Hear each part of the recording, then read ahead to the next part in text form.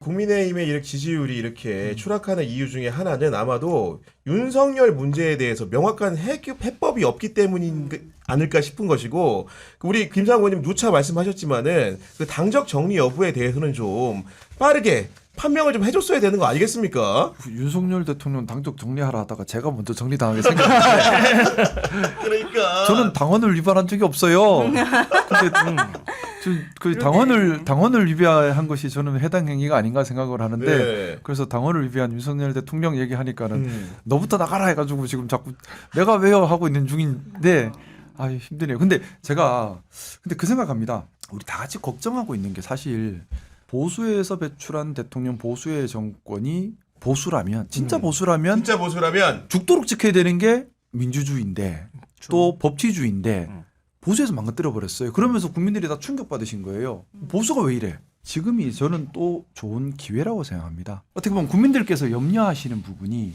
보수가 왜 이래?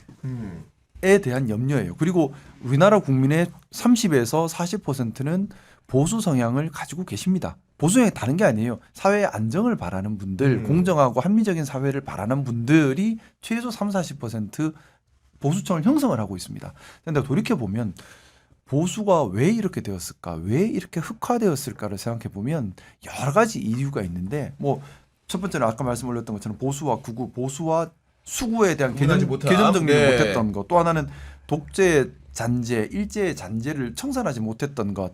또 그중에 이유 중에 하나가 우리가 박근혜 대통령 탄핵 이후에 건강한 보수를 길러내지를 못하고 보수 전체를 적대시해 버렸어요. 보수 전체를 적대시해 버리니까 보수 정치권이 흑화를 해버렸는데 흑화된 보수 정치권이 픽박받았다 생각하고 저항하고 삐끼면 안 된다는 게 강해져 버렸죠. 네. 근데 어쨌든 30-40%의 보수 유권자들이 계십니다. 때가 되니까 힘을 받아버리는 거예요. 그러니까 흑화된 정권이 힘을 받아버린 겁니다.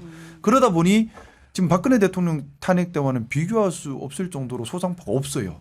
보수 자체가 퇴보해버린 겁니다. 보수의 가치가. 자, 그래서 제가 이 얘기를 왜 자꾸 드리냐면 되게 중요한 국면입니다.